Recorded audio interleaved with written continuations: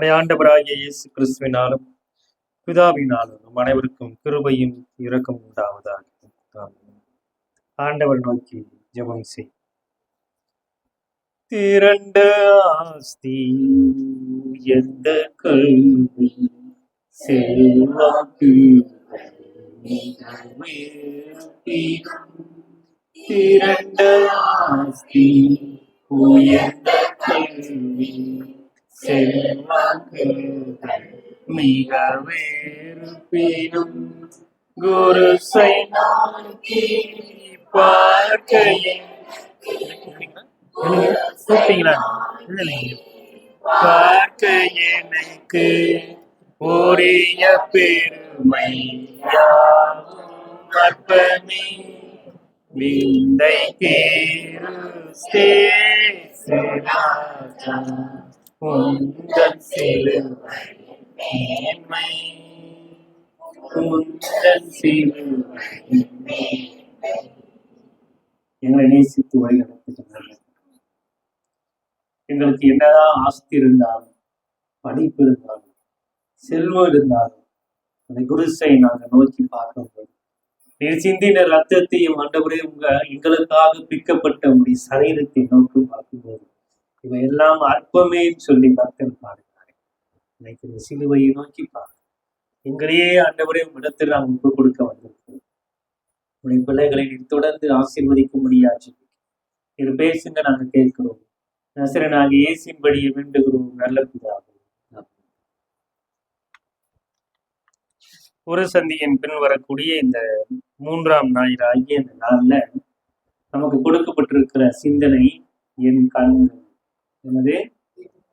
கடவுளுடைய கண்கள். கடவுளுடைய கண்கள் என்னவார்த்தான் நம்ம மேல நோக்கமா. கடவுளுடைய கண்கள் நம்மளை என்ன பண்ணது? நோக்கி பார்க்கிறதா. அதான் இன்னைக்கு சிந்தனையை சிந்திக்க போறோம்.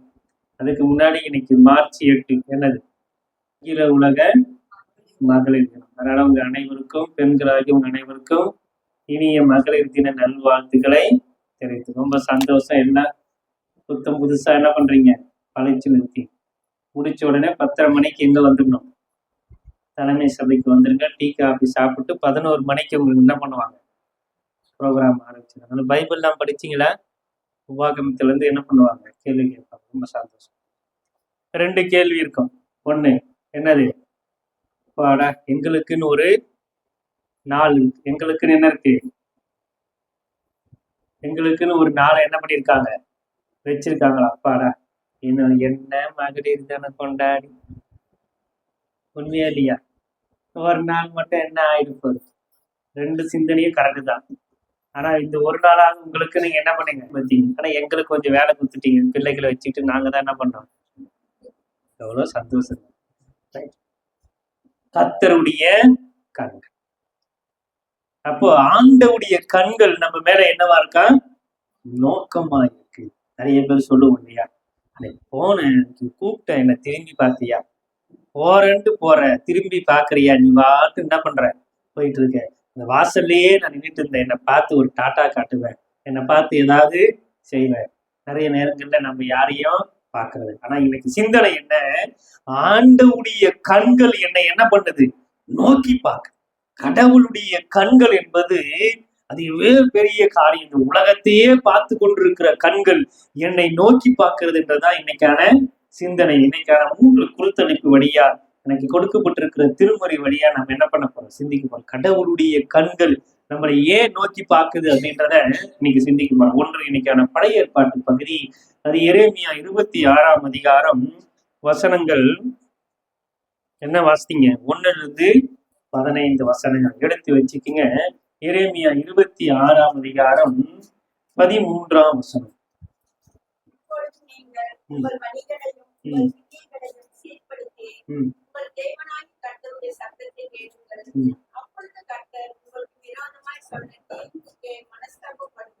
கர்த்தருடைய கண்கள் நம்மளை ஏன் நோக்கி பார்க்குதான்?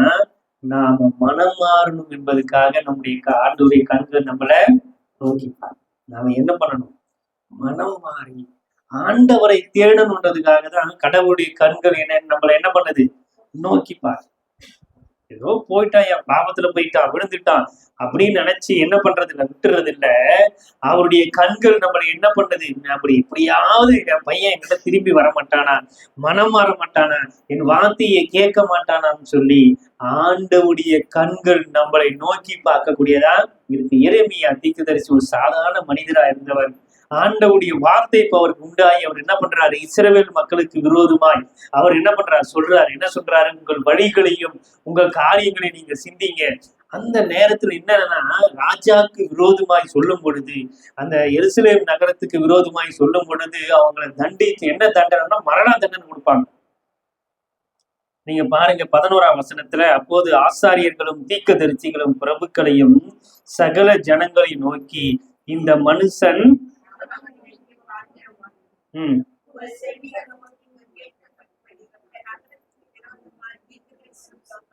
என்ன எதனால தண்டனையா, அவன் என்ன பண்றாரு, அந்த நகரத்துக்கு விரோதமாய் அந்த பட்டணத்துக்கு விரோதமாய் என்ன சொல்றாரு, தீர்க்கதரிசனம் சொல்றாரு. எப்பா நீங்க மனம் திரும்புங்க, நீங்க சாபமா இருக்கீங்க, உங்களுக்கு ஆசீர்வாதம் வேணும், உங்க வழிகளையும் உங்கள் செயல்களையும் ஆண்டவருக்கு நேரா திரும்பினீங்கன்னு சொன்னா ஆண்டவர் மனஸ்தாபப்பட்டு உங்களை ஆசீர்வதிக்கக்கூடியவரா இருப்பாரு. அவருடைய கண்கள் உங்களை நோக்கமா இருக்கு, உங்களை நோக்கி பார்க்குதுன்னு சொன்ன உடனே இவருக்கு மரண தண்டனை கொடுக்கணும்னு என்ன பண்றாங்க, அவரை போட்டு சிறையில் இட்டு அவரை என்ன பண்றாங்க, வைத்து கொண்டிருக்காங்க. என்ன நடக்குதுன்னு சொன்னா, அந்த எரேமியா தீர்க்கதரிசி சொன்ன மாதிரி பாபிலோனுடைய அரசர்கள் வந்து அந்த எருசலேம் பட்டணத்தை கொள்ளடித்து அவங்க என்ன பண்ணிட்டாங்க, அவங்களுடைய ஆட்சி கீழா கொண்டு வந்துட்டாங்க. இன்னைக்கு முதல் தலைப்பு, கர்த்தருடைய கண்கள் உன்னையும் என்னையும் நோக்கி பார்க்குது. ஏன்னு சொன்னா நாம் மனம் மாறணும்னு ஆண்டவர் கிறிஸ்து கண்பான. ஒரு குழந்தை ஏதோ தப்பு செய்யுதுன்னு சொன்னா அப்படியே விட்டுட்டு போகணும்னு விரும்புறோம் இல்லையா? என்ன இருந்தாலும் அவனையும் என் பையன் தான், அவனையும் என் பொண்ணுதான், அவனுக்காகவும் நான் என்ன பண்ணுவேன் அழுவு. ஒரு எதிர்பாராதமா ஒரு விபத்துல என்ன ஆயிடுச்சு, ஒரு வாலிப பையன் வந்து மறைத்து போயிட்டார். திடீர்னு போன் வந்துச்சு, ஐயா இது மாதிரி ஒருத்தர் டெத்து ஆயிடுச்சுங்க, சூசைட், அந்த வாங்க நீங்க தான் இது பண்ணணும், போய் அது என்ன பண்ணப்போ அவரை பத்தி அந்த தம்பியை பத்தி விசாரிக்கும் பொழுது, உங்களுக்கு ஏங்கய்யா நீங்க இவ்வளவு ஃபீல் பண்றீங்க, அது சின்ன வயசுலயாச்ச இப்படி செத்துட்டாரு சொல்லிட்டு இருந்தேன். உங்க கூட இருக்குன்னு சொல்றாரு, இன்னும் உங்களுக்கு தெரியாதுங்கய்யா, அந்த தம்பியை பத்தி தெரியாது, அவன் 24 மணி நேரம் குடிச்சு வெறிச்சு எந்த பிள்ளைகளை என்ன செய்யலான்னு காத்துட்டு அவனுடைய இது முக்காவாசி நிறைய நேரம் அவன் என்ன பண்ணியிருக்கான், ஜெயிலெல்லாம் போயிட்டு வந்திருக்கான் அப்படின்னு சொன்னான். ஆனாலும் அவங்களுடைய குடும்பத்துல என்ன பண்றாங்க, அவங்க அம்மா அவங்களுடைய அக்கா எல்லாம் கதறி கதறி அழுதுட்டு இருக்காங்க. என்னதான் இருந்தாலும் என் பையன் அவன் கெட்டவனா இருக்கட்டும், அவன் ஊருக்கு வரணும்னா கெட்டவன், எனக்கு நல்லவனாச்சே, என் தம்பி எனக்கு வேணுமே, என் பையன் எனக்கு வேணுமேன்னு சொல்லி அந்த குடும்பத்துல கதறி கதறி இப்பதான் ஒரு சில நாட்களுக்கு முன்னாடி இந்த 40வது நினைவு நாள் என்ன பண்ணாங்க, அனுசரிச்சாங்க. யோசித்து பார்க்க என்னதான் இருந்தாலும் அவன் என் பையன், அவன் கெட்டவனா இருக்கட்டும், இந்த ஊரே அவனை பத்தி எதுவாக பேசட்டும், ஆனா என் பையன் வாழ வேண்டிய வயசுல என் பையன் இப்படி செத்து போயிட்டானேன்னு சொல்லி அவனுடைய அம்மாவும் அவனுடைய அக்காவும் கதறி கொண்டிருந்தாங்க. கிறிஸ்து கண்பானவர்களே, ஆண்டவர் உங்க மேல நோக்கமா இருக்கிறாரு. நம்ம அப்படியே போகணும்னு அவர் விரும்பலையா, எப்படியாவது இருக்கணும்னு விரும்பல. எல்லாரும் நான் கீழே விழுந்தத குழிய பார்த்தாங்க, ஆழத்தை பார்த்தாங்க, அகலத்தை பார்த்தாங்க, இவனோட அடிபட்டு இருக்கிற அடியை பார்த்தாங்க. ஆனா ஒரே ஒரு கரம் மாத்திரம் நம்மளை நோக்கி வந்து நம்மளை தூக்கி எடுத்து நம்முடைய காயங்களை ஆற்றி நம்மளை எல்லாவற்றையும் செய்து நம்மளை வாழ வைக்கணும்னு ஆண்டவுடைய கண்கள் நம்மளை என்ன பண்ணுது, நம்ம நோக்கி பார்க்கிறதா இருக்கு. கடைசி சொட்டு ரத்த விடியும் நமக்காக அவர் என்ன பண்றாரு, சிந்தினவராய் அவரை நம்ம நோக்கி பார்க்கிறாரு, கீழே பார்க்கிறாரு. யாருமே இல்லையா, இத்தனை மனிதர்கள் அவரை பின்பற்றினாங்க, சீடர்கள் எல்லாரும் ஓடி போயிட்டாங்க. கடைசியில தன்னை நேசித்த ஒரே ஒரு மனிதர் மாத்திரம், யோவான் மாத்திரம் நிற்கிறார்.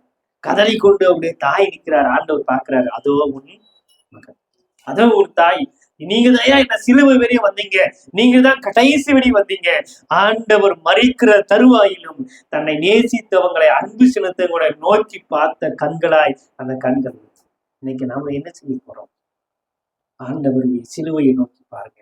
ஆண்டவர் உங்களை நோக்கி பார்க்கிறாரு, மனம் மாற மாட்டியா, இது ஏதோ 40 நாள் இல்ல, யாரும் ஏதோ பாரம்பரியம் இல்ல, ஏதோ கடமைக்கு இல்ல. ஆண்டவர் எனக்காக மரிச்சார்.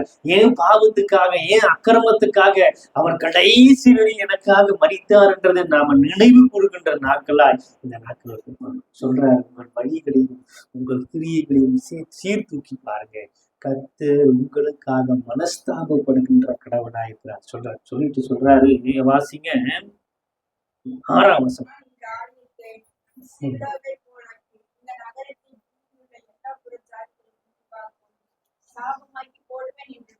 சொல்றாரு, இந்த எருசலேம் நகரத்தை என்ன பண்ணுவேன், இந்த ஆலயத்தை இடித்து இது என்ன பண்ணுவேன், ஒண்ணும் இல்லாம ஆக்கி சாபமாக்கி போடும். இன்னைக்கு நிறைய குடும்பங்கள்ல பாத்தீங்கன்னா சாபம், நிறைய குடும்பங்கள்ல பார்த்தா கண்ணீர், நிறைய குடும்பங்கள்ல பார்த்தா வேதனை.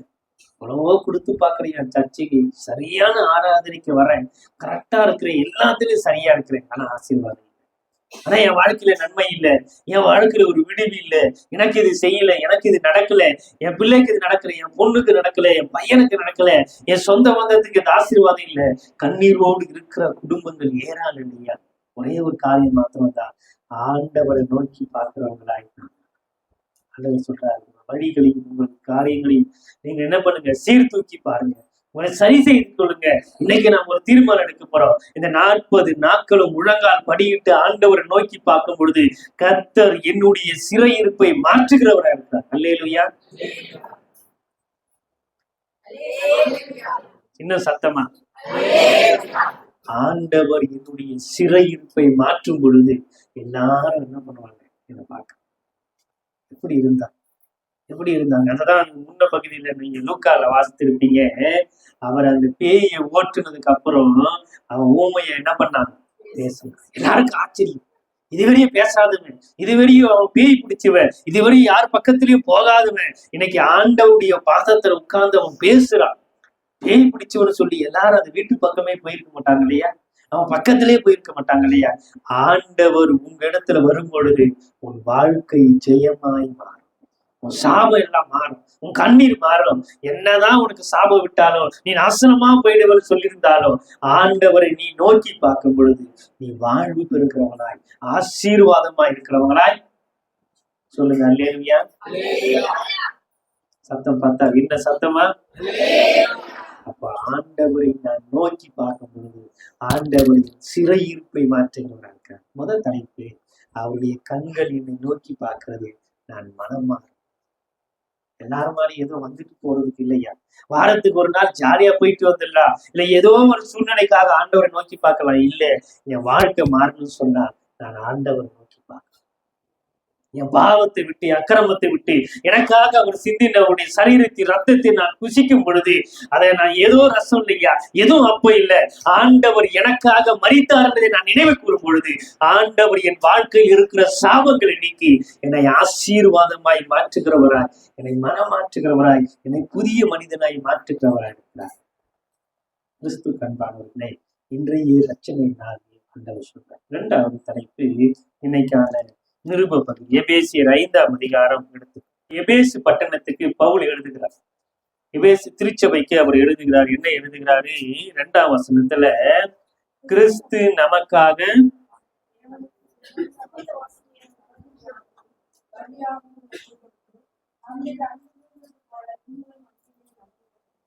2வது தலைப்பு, ஆண்டவுடைய கண்கள் நம்மை நோக்கி பார்க்குது. எதுக்காகவா? நாம் அன்பு உள்ளவர்களாய் எப்படி இருக்கணுமா? அன்பு உள்ளவர்களாய் இருக்கணும். இந்த பீடத்துல இருக்கிறது எல்லாம் உங்களுக்கு தெரியுதா?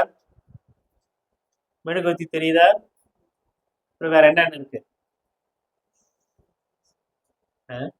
5 ரூபாய் பைபிள் இருக்கு, திராட்சை ராசி எல்லாம் நமக்கு தெரியுது இல்லையா. முன்ன என்ன இருக்கும்னா, ஆண்டவர் இருக்கிற காலங்கள்ல ஒரு பெரிய திரைச்சிலை என்ன இருக்கும், பெரிய, அது மூடி வச்சிருப்பாங்க, யாரு உள்ள என்ன இருக்கிறதுன்னு பார்க்க முடியாது. ஆசாரியர்கள் மாத்திரம்தான் உள்ள போய் என்ன பண்ணுவாங்கன்னா அத பார்க்க முடியும்.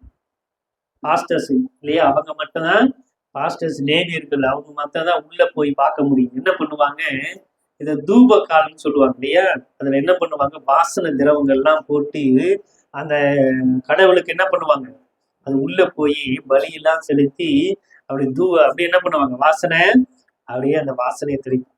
அந்த வாசனை அப்படியே என்ன பண்ணும், ஏறும். அப்ப அந்த புகைய பார்த்துதான் வெளியே இருக்கிறவங்க, ஓஹோ அவர் என்ன பண்றாரு, உள்ள ஆராதனை செய்யறாரு, ஆண்டவருக்கு என்ன பண்றாரு, தூபம் காட்டுறாரு, பலி செலுத்துறாருன்னு வெளியே இருக்கிறவங்க என்ன பண்ணுவாங்க, இப்படி கன்னத்துல வெளியே இருக்கிறவங்க. அப்போ பவுல் எழுதுகிறார், என்ன எழுதுகிறாரா, நீங்க இத்தனை நாள் என்ன பண்ணீங்க, திரைசீலை என்ன பண்ணிருக்கு, மூடப்பட்டிருந்துச்சு. அங்க உள்ள போய் ஆசாரியர்கள் என்ன பண்ணாங்க, தூப காட்டினாங்க. நீங்க அதை எப்படி தெரிஞ்சுக்கிட்டீங்க, வெளியே வந்த புகையை பார்த்து எங்களுக்காக அவர் வேண்டிக் கொண்டாரு, எங்களுக்காக அவர் ஜெபம் பண்ணாருன்னு என்ன பண்ணீங்க நினைச்சீங்க. அதை தான் உடைச்சி எரித்ததுதான் நம்ம சீர்திருத்த திருச்சபையா, இதேதான் ஆசிரியர் நடந்துச்சு. அது உள்ள இருக்கிறது யாருக்குமே என்ன பண்ணாது, தெரியாது. அததான் மார்ட்டின் லூத்தர் எதிர்த்து, திருச்சபை என்பது அங்க என்ன இருக்கும், பைபிளே ஒரு பெரிய சங்கிலி போட்டு என்ன பண்ணிருக்குமா, கட்டியிருக்குமா. அது யாருக்குமே அதுல என்ன இப்ப லூக்காவா எபேசியரா யாருக்குமே தெரியாது. யார் கையிலும் பைபிளுமே அங்க அந்த போப்பு மாத்திரம் தான் என்ன பண்ணிருப்பாரு, வச்சிருப்பாரு. அவர் என்ன சொல்றாரோ அதுதான் பைபிள். அவர் என்ன சொல்றாரு அதுதான். இப்ப நான் ஏதாவது ஒண்ணு தப்பு படிச்சுட்டுன்னா நீங்க என்ன பண்ணுவீங்க, நம்ம கேட்பாங்க. தப்பு படிச்சுட்டா உங்களுக்கு என்ன இருக்கும் தெரிஞ்சு, ஐயர்பாரா நீங்கள் படிக்கிறதுக்கு முன்னாடி ஏதோ படிச்சுட்டாரியா, சிரிக்கிறீங்களா இல்லையா, ஐயரு தப்பா படிச்சுட்டாரு, என்ன பண்ணுவீங்க, பெரிய போன் பண்ணி, பெரிய போன் பண்ணி என்ன ஐயர் அனுப்புனீங்க, பைபிளையே படிக்க தெரியல, நானே செய்தி என்ன பண்றேன் சொல்லுங்க.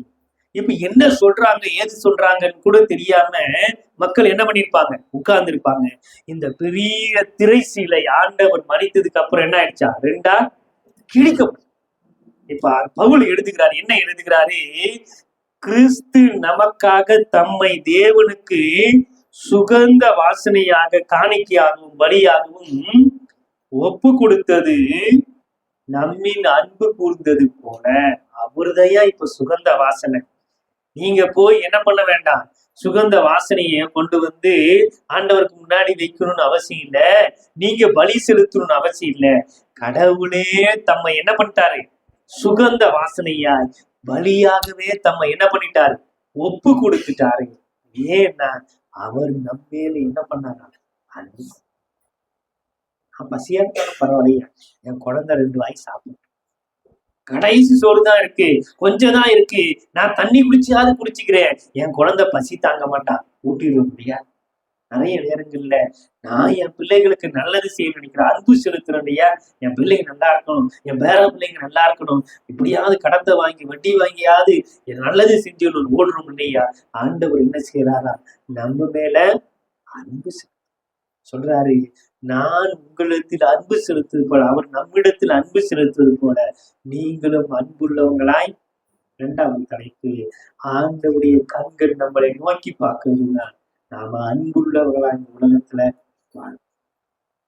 இந்த ஒவ்வொரு வீட்டுக்கா விசிட் போயிட்டு, இந்த கேரள உண்டுல போற நேரத்துல எல்லார் வீட்டுலயும் போய் என்ன பண்ண முடியாது, இருக்க முடியாது. போனா ஆமீன் சோத்திரம் கிடக்குன்னு சொல்லிட்டு ஒரு பாட்டை பாடிட்டு, ஏற்கனவே அந்த அம்மா தூங்கி இருப்பாங்க, நம்ம போய் என்னதான் பண்ணோம், தூங்கு தூங்கு பாலாணி அப்படின்னு 4 கவி பண்ணாதான் அந்த அம்மா காக்கரையான்னு வரும், முடிஞ்சு போச்சு. அப்புறம் அவங்க யாரு என்ன எதுன்னு அந்த நேரத்துல சரி. இப்போ ஒவ்வொரு வீட்டுக்கு போனா 1000 பிரச்சனை. எங்க வீட்டுல அது இல்லையா, எங்க வீட்டுல இது இல்லை, எங்க குடும்பத்துல அந்த பிரச்சனை.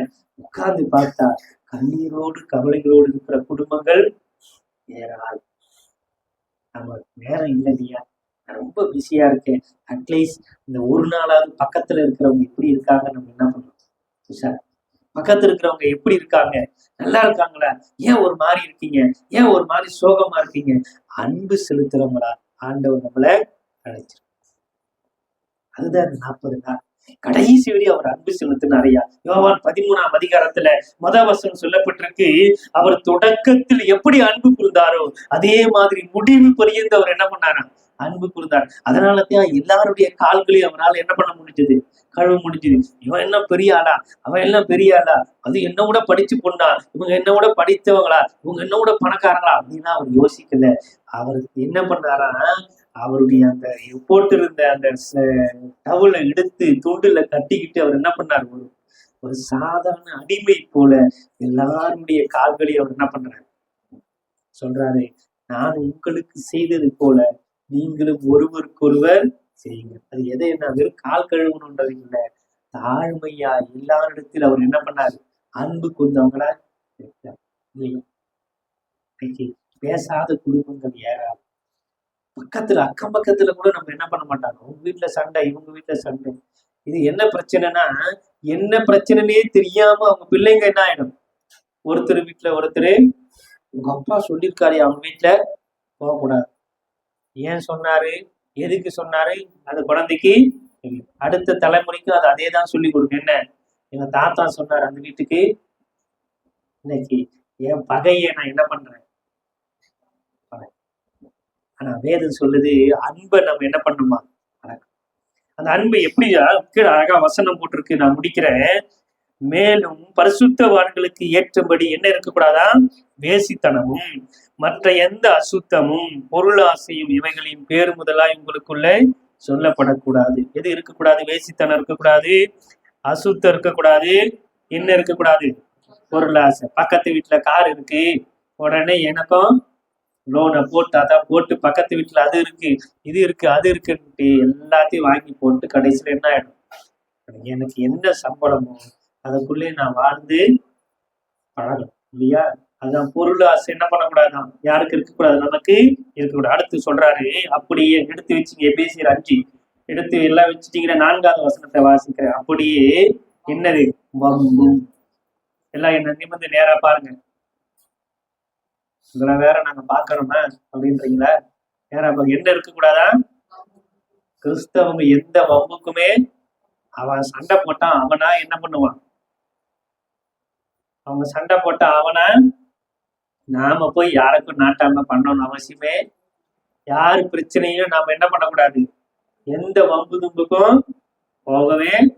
அதுக்கப்புறம் ஐயா ஐயா அண்ணா ஐயர் சோழி முடிஞ்சு, எந்த வம்புக்குமே என்ன பண்ணக்கூடாது, நாம போகக்கூடாது. அடுத்து வம்பும் புத்தீனமான, நம்ம எப்படிமா இருக்க, சாப்பிட்டியா, என்ன பதில் வரணும், சாப்பிட்டியா மணி, இன்னும் சாப்பிடலையா, நீங்கெல்லாம் விட்டாதானே சாப்பிட்றது, வந்து மைக்கை பிடிச்சி 20 நிமிஷம் பேசினா எங்க இருந்து சாப்பிடுறது, அப்படியே நம்ம திட்டுது போல. சாப்பிட்டியான்னு கேட்டா என்ன சொன்னோம், ஆமா நான் சாப்பிட்டேன்னா சாப்பிடக்கட்டேன்னா, இப்ப என்ன வாங்கி இது பதில் கரெக்டாமா, சாப்பிட்டியான்னு கேட்டா என்ன சொன்னோம், சாப்பிடல இன்னனா சாப்பிட போறேன். புத்தீனமான பேச்சு. அவர் எழுதுறாரு சபைக்கு, என்ன பண்றாரு, என்ன பதில் சொன்னமோ அதை மாத்திரம் என்ன பண்ணு, எப்பவுமே தேவையில்லாத பேச்சு நமக்கு என்ன ஆயிடாது, நம்ம மேல ஒரு வெறுப்பு வரும். நம்ம பேசுறது சரியா கம்மியா கூட பேசிக்கலாம், ஆனா அதிகமா நம்ம பேசவே பேசாது அப்படின்னு சொல்லிட்டா கூட பரவாயில்ல, ஐயோ அந்த அம்மா கிட்ட வாய கொடுத்தா அப்படின்னு பண்ணக்கூடாது.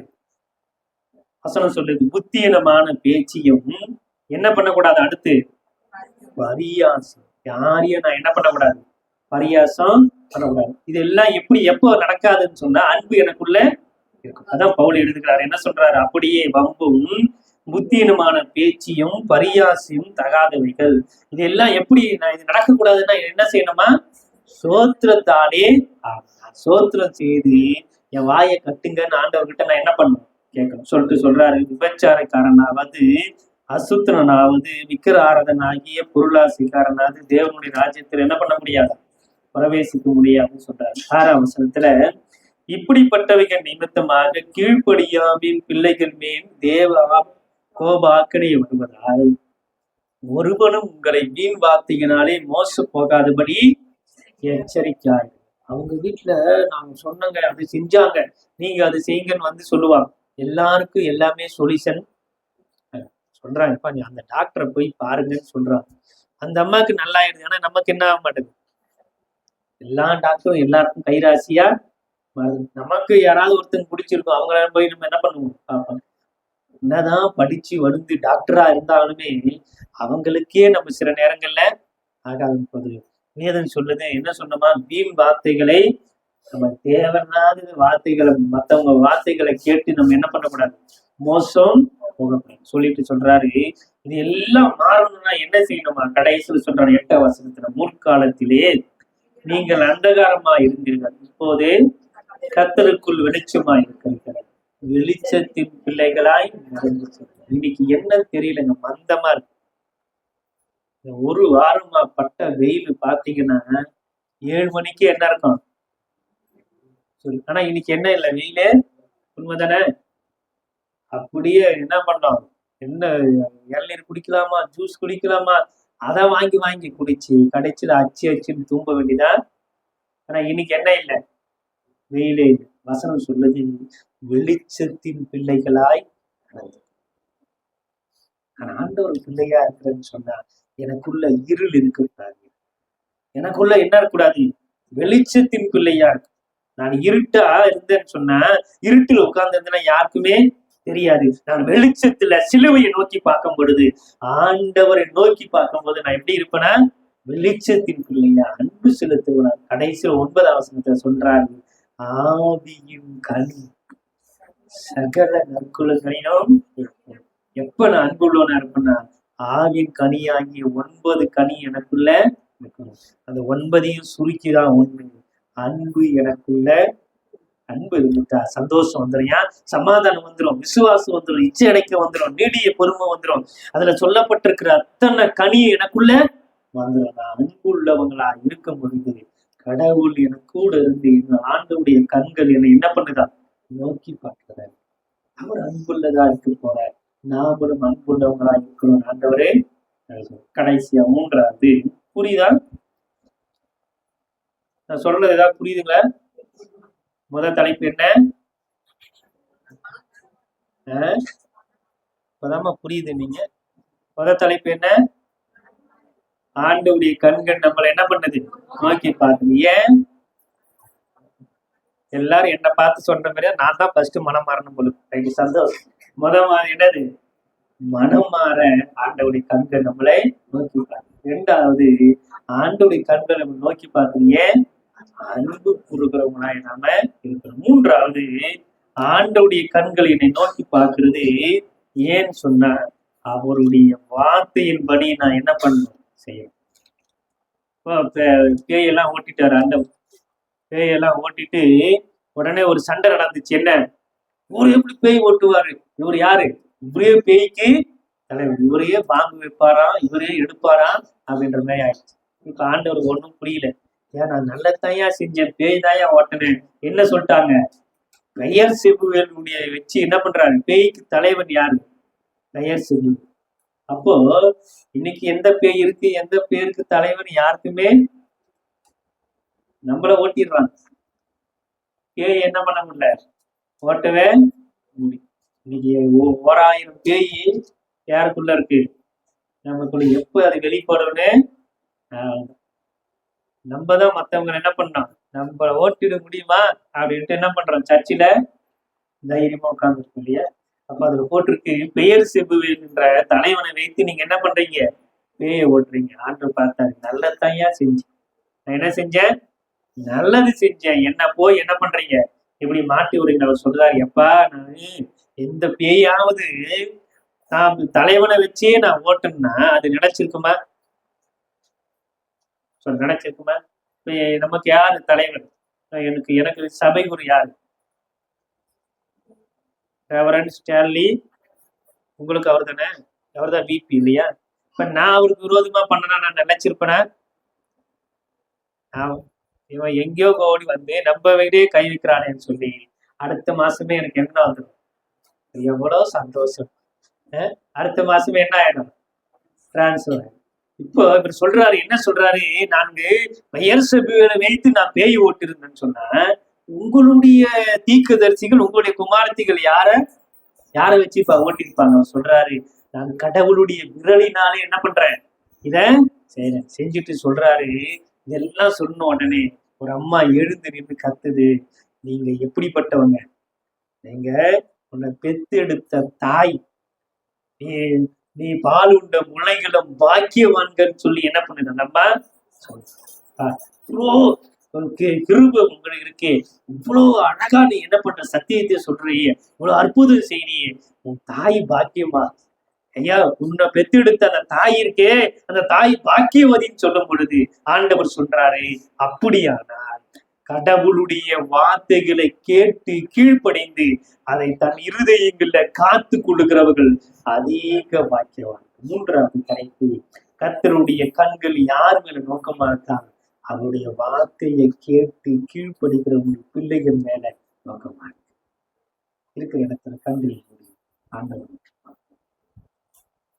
ஆண்டவருடைய கண்கள் என் மேல நோக்கமா இருக்கு. நான் மனம் மாறணும்னு அவர் விரும்புறேன், மனம் மாறணும்னு அவர் விரும்புறாரு, அன்பு கூறணும்னு விரும்புறாரு, அவர் வார்த்தைக்கு கீழ்ப்படிக்கணும்னு அவர் விரும்புறாரு. ஒரே ஒரு நிமிடம் இருக்கிற இடத்துல கண்களை மூடி ஆண்டவர் சென்னி வீணம் கை கணிந்து சிந்து அன்பு சென்னி வீழா கை கணிந்து சிந்து